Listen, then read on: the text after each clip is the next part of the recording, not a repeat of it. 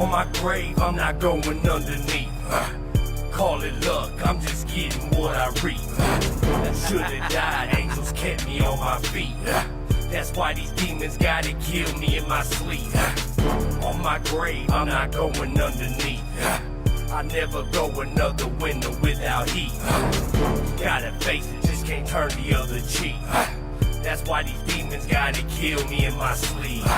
They know me very well, I ain't live no fairy tale. All the work that I put in, they know I ain't gonna tell. I keep it 100, cause all I know is real. I come from a line of hustlers, they only know the deal. They taught me how to move them quick and to play it slick.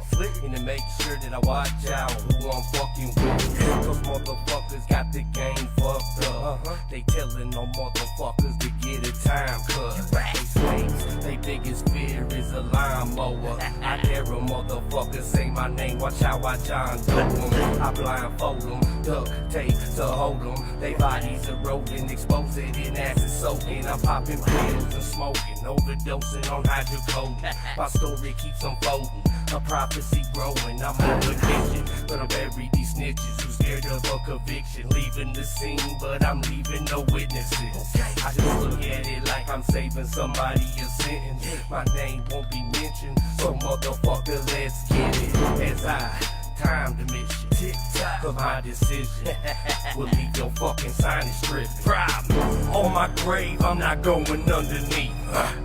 Call it luck, I'm just getting what I reap. Should've died, angels kept me on my feet. That's why these demons gotta kill me in my sleep. On my grave, I'm not going underneath. I never go another winter without heat. Gotta face it, just can't turn the other cheek. That's why these demons gotta kill me in my sleep. Circle way around, but still some are square root. Aided by the streets, only objective is to chase loot. Off my own too, that's how I pivot. Street life full time, no intermittent. I ain't scared of a sentence, accusation like clue. That sycamore blue is terror, hoping who's your roots. If the troops, I lead my army through the field. Ain't gonna send the pawns march through the blood spill. I'm something like a pill, I alter your mind state. What y'all lack is heart, fall apart to the high stakes. Do this my way, my reputation savage. When I was down, bitch, I divided up the fractions and multiplied the addicts just to get the bag up. Seem like I'm always down, this shit don't add up. You big mad, huh? How I feel that I stay loyal. Acting like my brother when you mean more to me in the soil.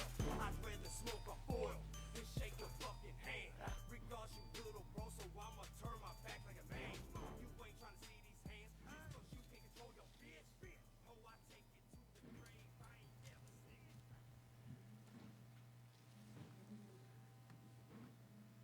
What's going on, everybody? Welcome to Monday Love. I'm going to be your host tonight, Joe Kemp. I hope you guys are having a great Monday. Oh, man, crazy stuff going on. Let's give a quick shout out and hope she gets going and feeling better. Miranda, hope everything's well. Big shout out to Miranda Monday. For everybody knows me, I'm gonna be quick because I got a killer band for us tonight, and I want to get straight into the interview. But for everybody that knows me and what I go through with my kids and sports and stuff, and all the wrestling parents and coaches and everybody that's been out there with all these kids banging away all wrestling season, for a lot of people, for a lot of kids that don't go year round, this is the end. This is the end of the season. This coming weekend, we got Indiana State Wrestling State Championships. For all those kids and all those coaches that put in thousands and thousands of hours with the kiddos, man, way to go. I'm excited to see everybody, all their achievements and all the kids that's growing. It's just a really great thing. And for everybody knows, I work with a lot of kids and different things. And just right now, this is where I'm really at a lot. And what the local coaches are doing with the wrestling kiddos it's just great. It's such a sport that does such a good thing for a lot of kids and teaches them how to control things. So all the coaches and kiddos, hard work, long season. I can't wait. It's going to be a great weekend. So let's not even BS. Let's go straight into the niche. I want to make sure I say a couple of these things right. I got my notes up because these guys, I've been rocking them all day today. Been listening to them for a week. My friend turned me on to them. That's how we got connected. I am exceptionally excited. So, what is going on? See, this is why I don't do this with this computer in here. Okay. The email is decided to lock up. Oh, there we go. So they've been on tour with doing shows with Saliva, Incubus, Seether, Rise Against, Blackstone, Cherry, Screaming for Silence, my boy Shallow Sides. Those are some good dudes. Been on tour or did a couple shows with them. Man, these guys are great. And without further ado, I want you guys to meet the Everyday Losers. What's up, guys? Not too much. Just got off work. No, you guys, your music, some of the shows you guys been a part of. I'm really excited to bring you on the show. Just kind of go through where you guys come from, what you guys are about. Before we get started, though, do you guys have any plugins, any shout outs to anybody? Shout out to any of your channels that you guys are a part of or sponsored by? I could shout out our drummer. I don't think he knows necessarily we're doing this. He might have been paying attention, but I don't know. I didn't realize it was a video chat, I guess, when I was reading it. I thought Joe was doing like a phone call or something. I got you. He called me. He's like, I don't know what's going on. It's like, I reread it and I figured it out. Yeah, we stream live on Facebook, and then here in a few weeks we'll be dropping on all podcast platforms and on YouTube. So you guys are part of a good season. We have been having some killer bands and groups and rappers and just a little bit of everything, and I'm really excited to have you guys aboard. So let's start from the get-go. Let's kind of break down. How did you guys form? Where are you guys from? Let's start with that. You gonna go, Tyler? Yeah, you can go, Dylan. Well, me and Tyler are actually brothers, playing together for 16 years. Yeah. Right on. And we come from Washington, Indiana. So with you guys being brothers and being part of the music scene, was that part of your guys' family? Like some families are so just everybody's playing instruments. Is that this was you guys kind of separately away from your folks? Our dad played and sang in a band for 20 some years. So we always had music around and always saw a guitar around. And then eventually when I was 15, I was like, I wanted a guitar for Christmas. And then Tyler wanted a guitar for Christmas. And then we just started listening to music and just took up. That's awesome. About how old was you guys when you guys first really started working? We got into the studio pretty early. We had an uncle that had a studio, so I was probably 15 and Dylan was 17 when we first started recording. Okay. We did a couple demos. Then we used those demos and just like submitted them to like contests. And then we did, before we even had a band, it was just Dylan and I, and we went down to New Orleans and did 3 tracks. I don't know if you remember the band Future Leaders of the World. Yes. But we recorded with the lead singer and he recorded us, and we got 3 tracks from that. And sent those out to people. I keep losing my video for some reason. Uh-oh. Yeah. We can still. Okay.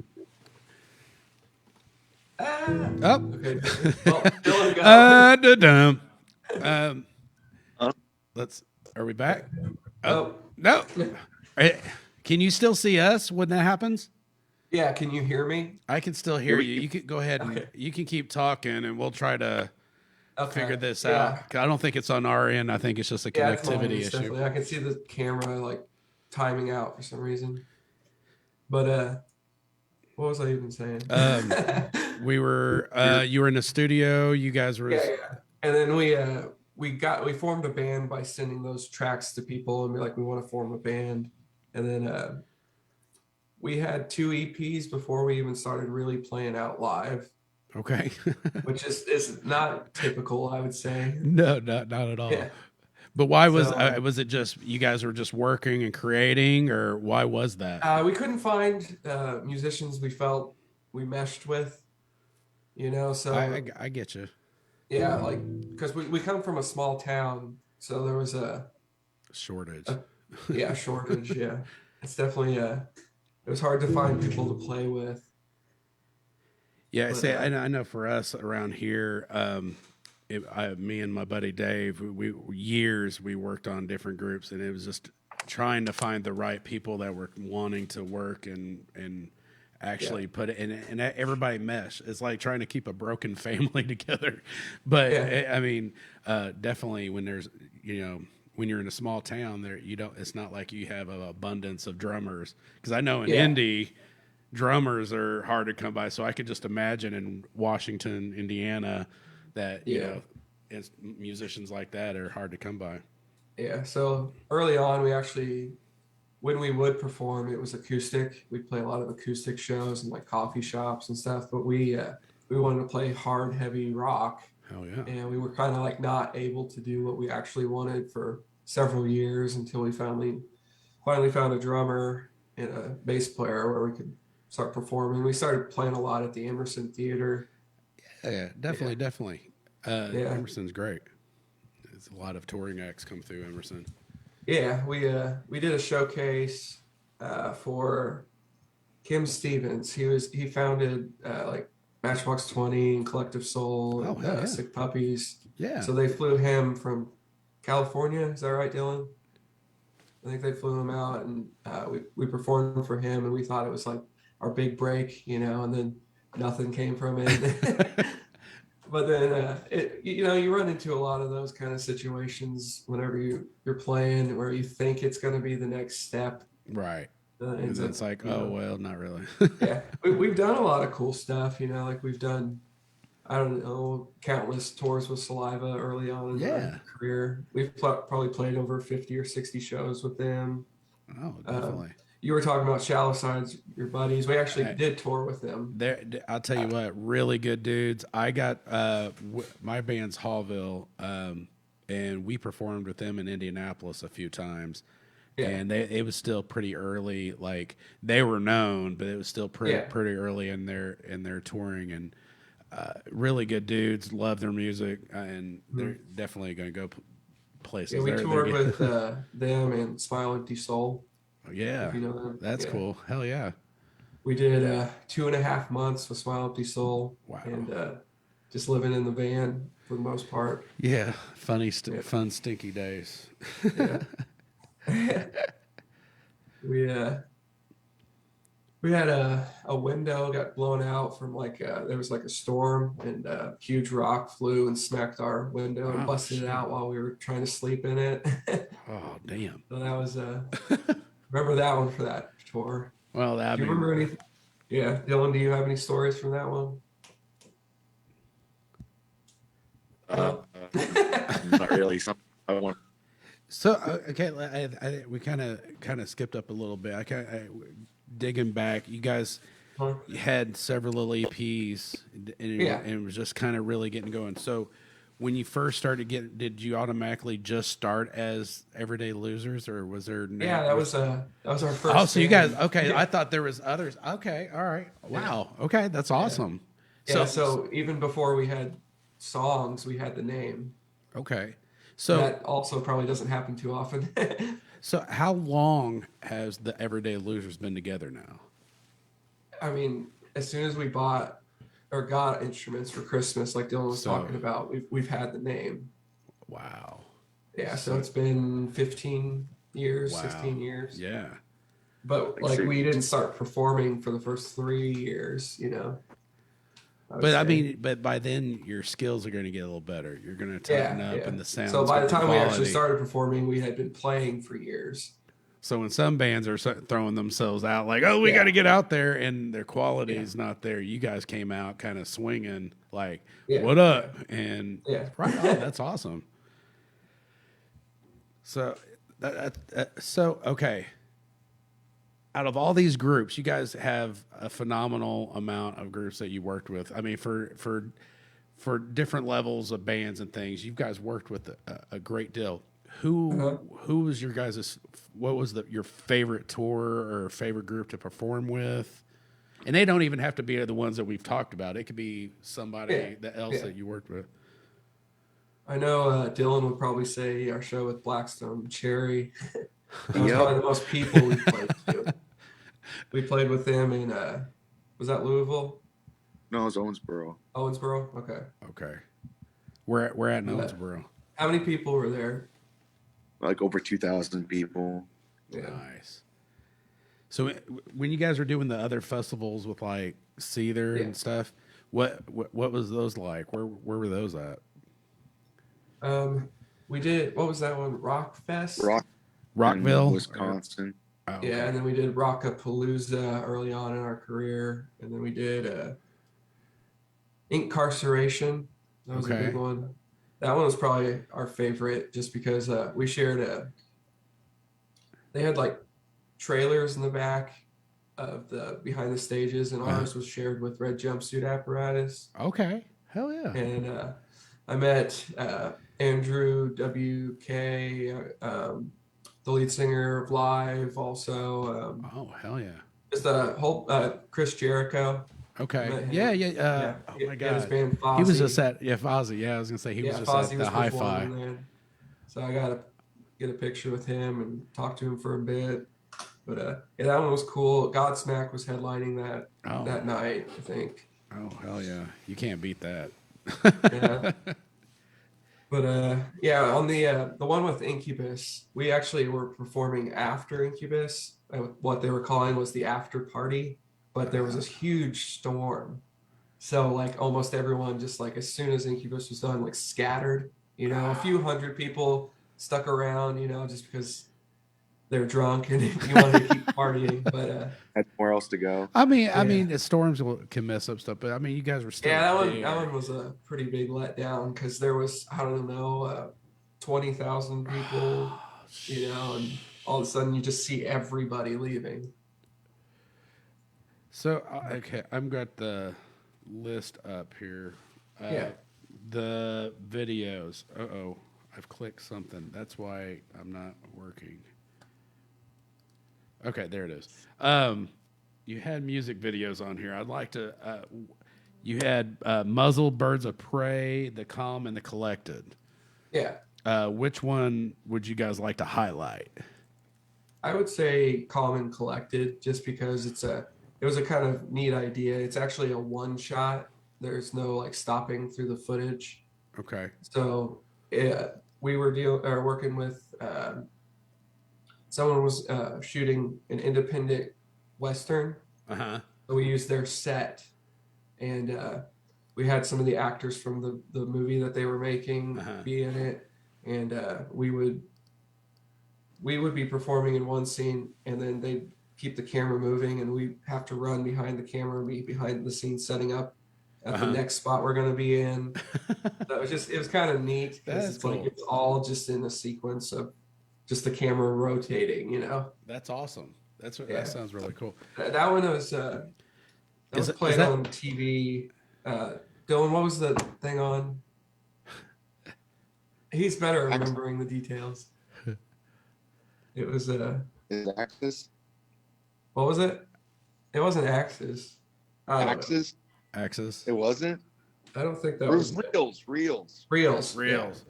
Yeah. What did you pull that up on? Because you were having problems with the. Did you find it on YouTube? It probably just pop up on YouTube. Yeah, we had a bit of an issue like towards the end of last year with our Facebook. It was like deleted.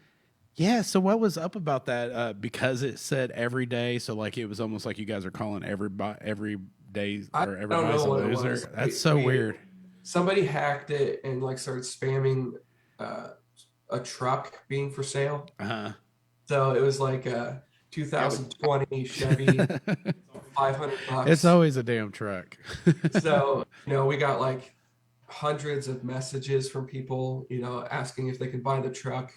And then our page got deleted, and then Facebook doesn't have a great way of communicating with them. No, We had probably 9,000 or so followers, and then that sucks, we just dude. lost contact with most of those people that we They probably just think that we broke up.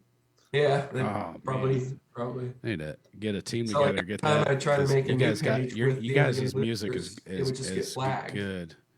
So for everybody out there, we're playing "The Calm and Collected" by the Everyday Losers. And guys, remember, you guys aren't muted, so it will come through.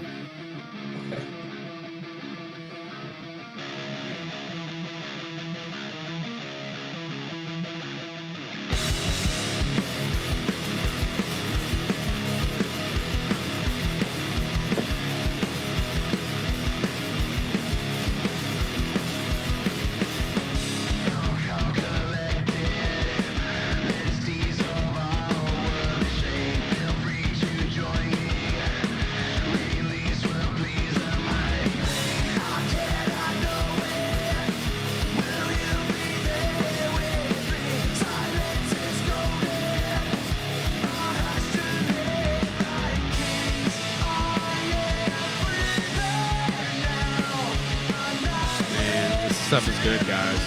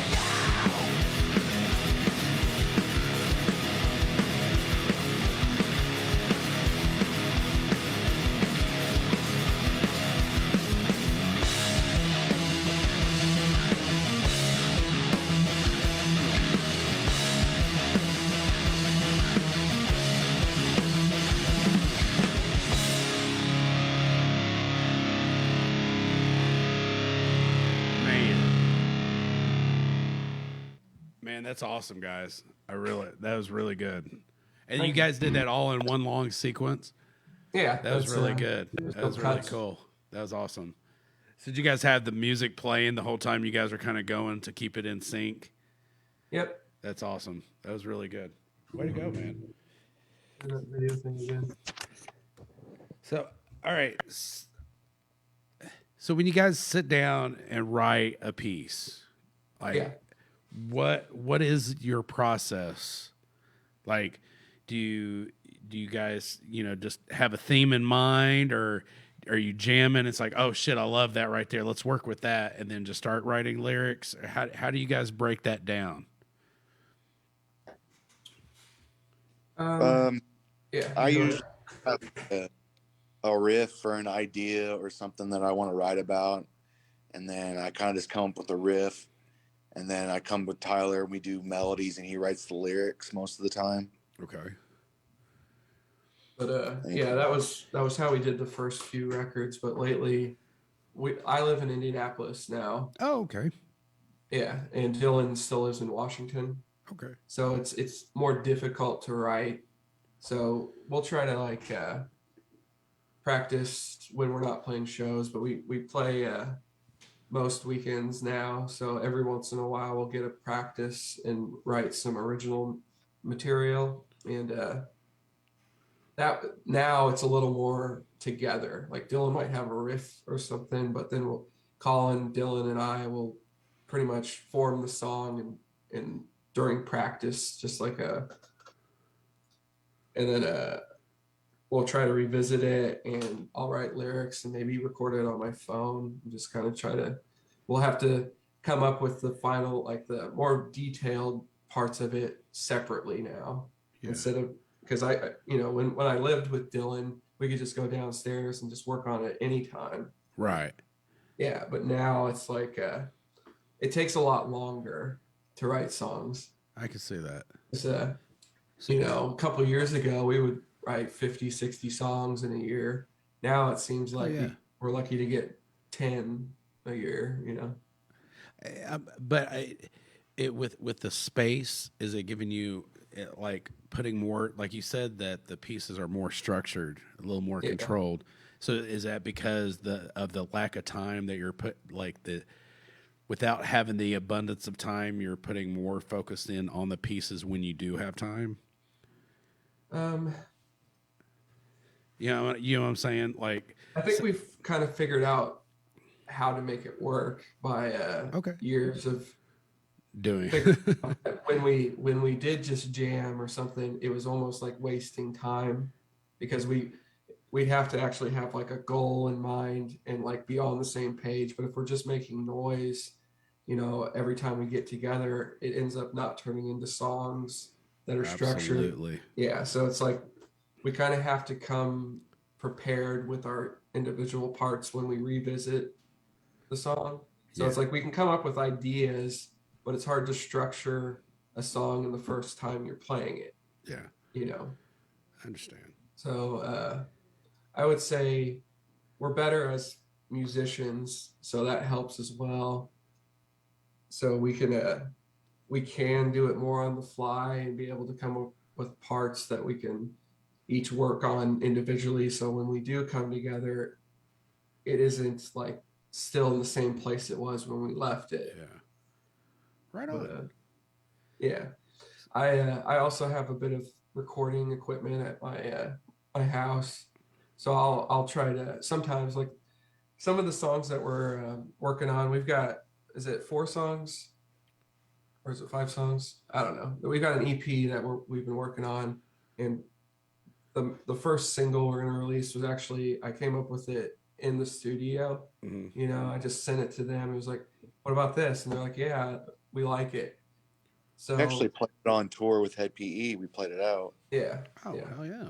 And people were saying that they really like the new like direction that we're going, and it It's our seems best like what? They would say it was our best song. Yeah. And Tyler's like, yes, yes it is. It's my time to shine, Yeah. So is that one recorded, or we can play like a snippet of it, or? We do have. It's not completely finalized in the mix, but it should be, any day now. We've just been kind of waiting for it to be. Yeah, absolutely. Definitely make sure you send out links to us, because we'll send it out to everybody.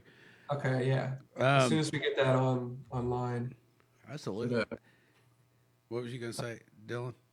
Yeah. Wasn't gonna say anything. Oh, I just heard a noise in it. Said something too. Okay, so being in the same household and working on music, you guys probably had very similar influences with the music you listened to and things, because you guys were around each other so much. What were some of the groups that were your influences together, and what was some influences that were separate? Yeah. for both of you guys? I say both would probably be Nirvana and Alice in Chains, Yeah. Okay. Stone Temple Pilots. How old are you guys? I'm 30. Okay. I'm 32. Okay. I was just trying to put a timeline on. I couldn't quite figure like. Okay. So all right. So the similar ones was Nirvana, Stone Temple Pilots. What was something that was different that you might have got into like that he didn't? I would say I was more into the classic rock than he was. Like I actually started out as the guitar player in the band, Okay. and over the past few years, I'm become the bass player. Yeah. So like I did a lot of like soloing. Like Stevie Ray Vaughan was a big influence Oh, on hell me, yeah. and like Jimmy Page and stuff. And Dylan kind of stayed more into the 90s for the most part, and like the Seether and the X's, Breaking Benjamin and stuff. Oh, okay. Yeah, So definitely. it's like while I liked those bands as well, but he tended to listen to them a lot more than I did. Yeah.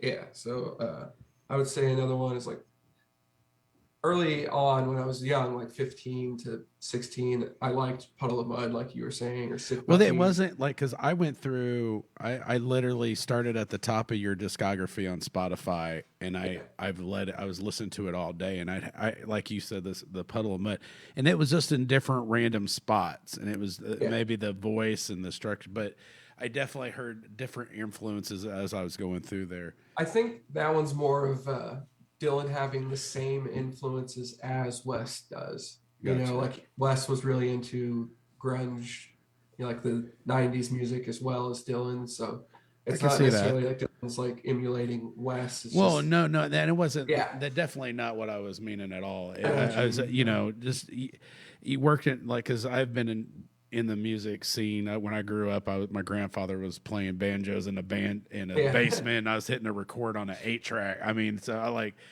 but you just after you could just hear like one song there was like a slight, and it might not have, it just might have just happened to sound like it, like there was like a little bit of Tool wiggled in one of the songs, like the Maynard's voice. It was just different. There was different influences as I went through your songs.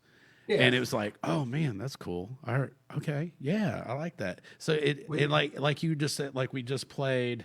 Oh my God, what was the name of it? Calm and Collected. Calm and Collected, and it just totally different feel than some of your evolution. I can see how you guys are evolving. So I really want to see this new EP. Because I would I'm say excited. Alter Bridge has been a big Okay. for us lately, and you know, Blackstone Cherry was a pretty big influence in our direction, like in the past record with Mono No Aware. What are some of the other bands that you've been influenced by that you weren't necessarily, Dylan?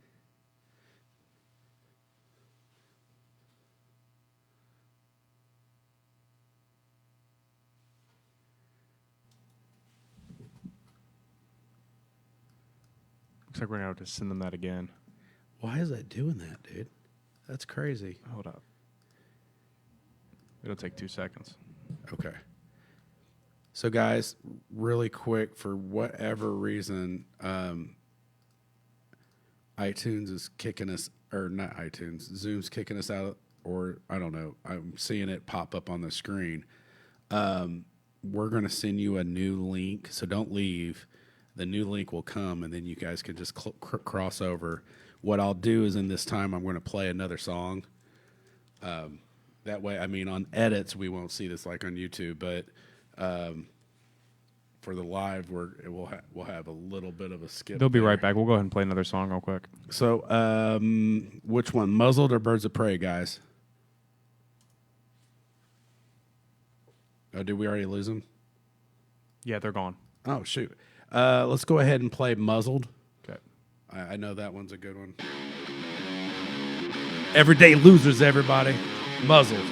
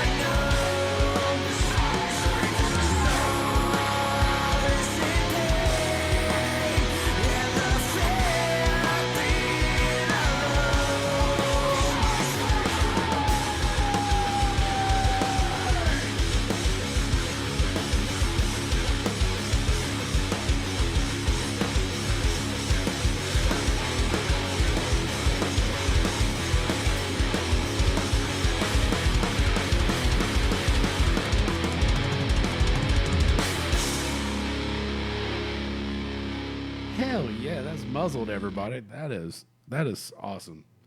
I really love your grind. I'm not sure if they got you back in here yet. We're trying to get you guys.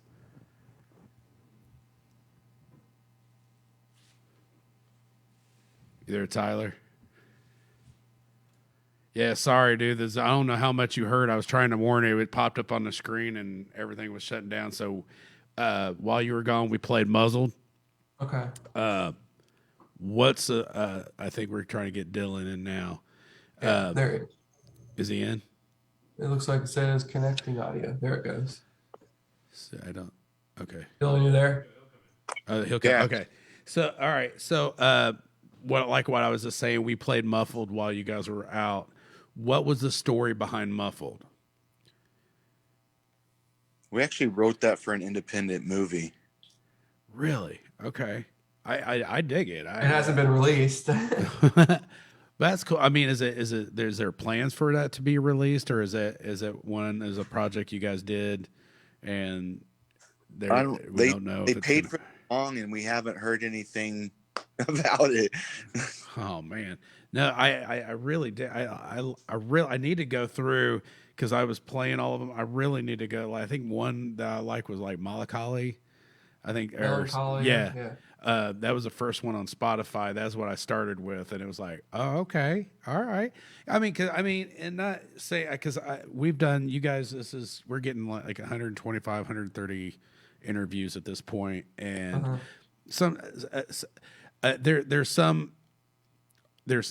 there's quantity, not quality, and some like I think there's with the way technology is, there's a lot of musicians that can say they're musicians and I'm not talking because everybody starts anywhere because that sounds really bad, but the quality, the time you guys put in your music, sometimes that's lacking, and you can see how much work you guys have worked together, how tight it is, the sound of it, and you can tell. I mean, I can't believe that when we were out, like I haven't run across you guys because there's a lot. I mean, because you guys been around. You guys remember the Fifth Quarter Lounge? Yeah, we used to play. Yeah, we play there all the time. We used to have a so like that's what that's crazy that we haven't ended up being on the same bill or not. We were really probably Join the Dead. Do you remember those guys? Yeah, American Bombshell. There's some bigger local guys, Jason Carr and Jeff Kahn, all you guys, what's up? So now that we're kind of back together here, that kind of threw the whole thing off. If you guys had the chance to play with any act, who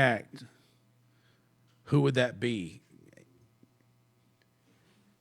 It can even be something crazy out of the genre. I mean, there's so many crossover collabs and stuff these days. Oh man, I don't know.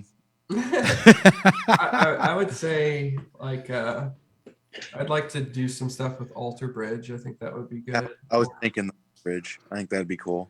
Yeah. Right on. And then Smashing Pumpkins would be nice. I don't know. I like them a lot. Like New Pumpkins, because I know there's stuff that came out or kind of I more of haven't the really listened to too much, 1980s Smashing yeah. Pumpkins. Okay. I'm talking the 90s stuff. Okay. Probably. Tyler's talking Gish. Okay. Yeah. No, I mean, I like several albums after that. I just haven't really dove too far into his latest stuff, I guess.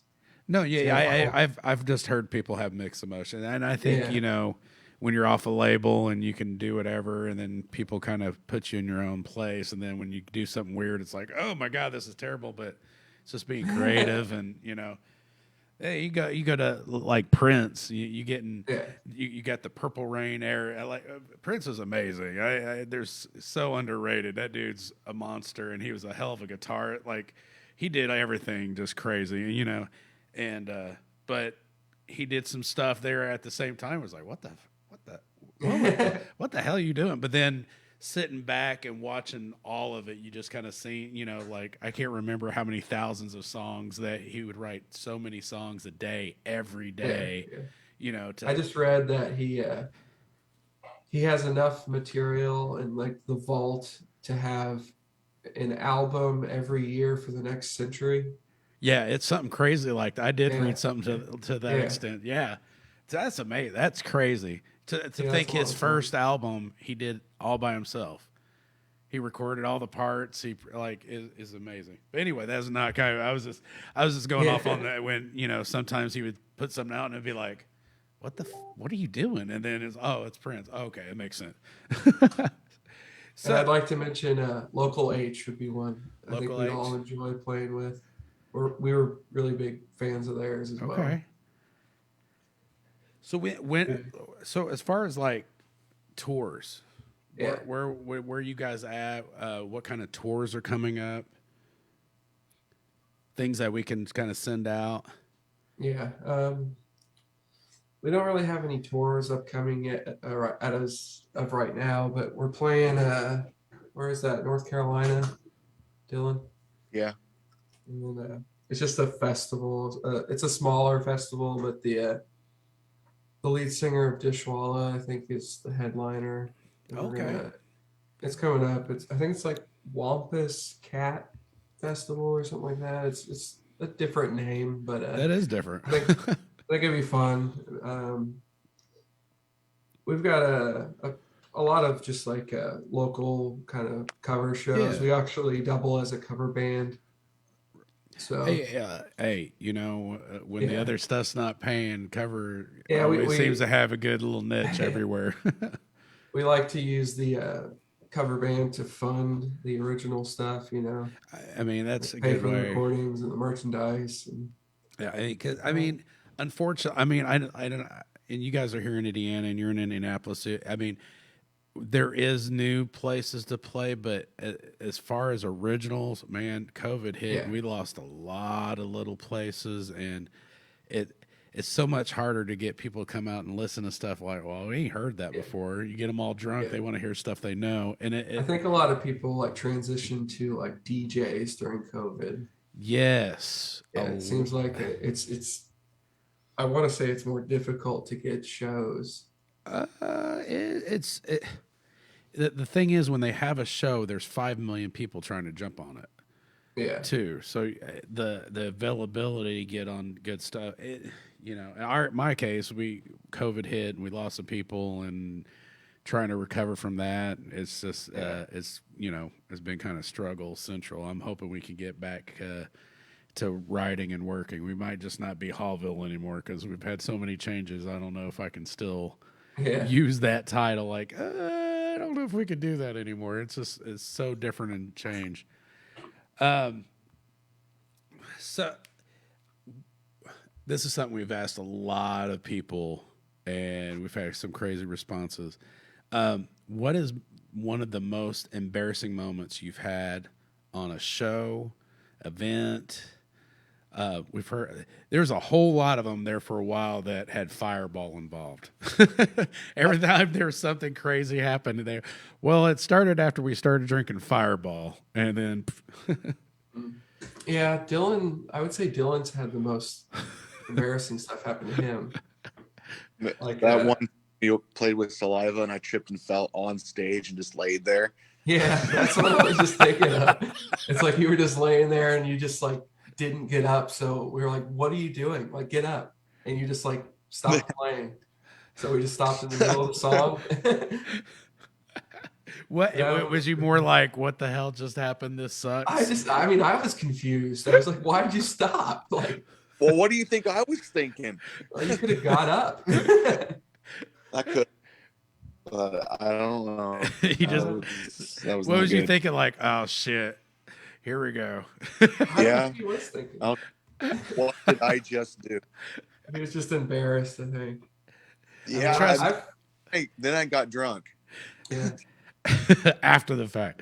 There was a time we were playing in Washington, and we had some friends and family come to the show, and they just kept buying me drinks, and I didn't want to drink anymore, but you just kind of have to sometimes, and it got to the point where I couldn't play anymore, Oh shit. and I could just see Dylan just so angry at me, and I wanted to play well, I just couldn't. It's like I forget what song it was, but I played the entire thing one half step off. Like every note I hit was like in the wrong spot. And I was barely able to stand up. That's pretty embarrassing, But some people claim it's our best show, because it was such an entertaining performance. I people like some of the raw stuff and that's off the cusp, and yeah, I mean, I could see things like that happening. I know one of ours. We were sitting there. We were supposed to be one of opening for the main act, and somehow things got moved around. Well, my bass player, we all have a few drinks at a show, but he don't usually drink. But we were waiting around for so long that he got so lit that we started the show, and then we were waiting for him to start, and we looked over at him and it's like, "You gonna start?" And he's like, "What do we do?" Like I don't even think he realized we were on stage. It's like, what do you mean? What you start the song, huh? Oh shit. Somehow we made it through the rest of the show, but it was crazy. It was off, but so I can get it. Yeah, we've got a few tour stories, but we probably can't talk about them. Man, I'll tell you what, we had one. They were at a mudding park and they were doing a concert, and I guess a couple started having sex on the speaker during the show. They yelled at him to get off the stage and all this stuff, which, okay, whatever. But they did the show, they did the set. He went back to his trailer and get back in there. The couple left the stage, went around the back, got in his trailer, and was having they were having sex in his trailer. It was like, what? How did he get it? Dude, I don't even know. So there's a couple guys after a bunch of Fireball shit their pants on stage. I mean, there's several good stories. But so we're getting close. We got about 8 minutes left. We have another video we can show. I'd like to Birds of Prey. I don't remember if I heard that one or not. Is this what's a little bit of a background story before we play this? Go ahead, Tyler. That's one of those moments when we were living together. It was right before I moved up to Indy, and I had my computer down in Washington at the time, and I was just playing around with the recording equipment. I'm like, "Dylan, play something." He's like, "What?" I'm like, "Play something." And he just started playing, and he wrote that riff immediately. Like, he didn't even think about it. He just started playing a riff, and I was like, I hit record, recorded it, and I was like, "Okay, now play something else." And then he played another riff, and then the song was halfway finished, So it's like that one, we wrote the music, probably about half the music in 2 minutes. That's crazy. So that's awesome. That one was kind of cool for that. And then we were kind of trying to write, not necessarily like an anthem, but more of a crowd entertaining song. It's at a certain tempo where you can jump to it. And there's some chanting kind of things, like we say, "Hey" in the chorus. A little hypeness going on. Yeah. It's like we were playing a lot with Saliva at the time, and they have a lot of stuff like that. Yeah. Yeah. So we were like starting to play a lot of shows where we were like, we need to get some stuff where the crowd can interact, and that's like when we started writing that song, it felt like an appropriate song to push towards that direction. Yeah.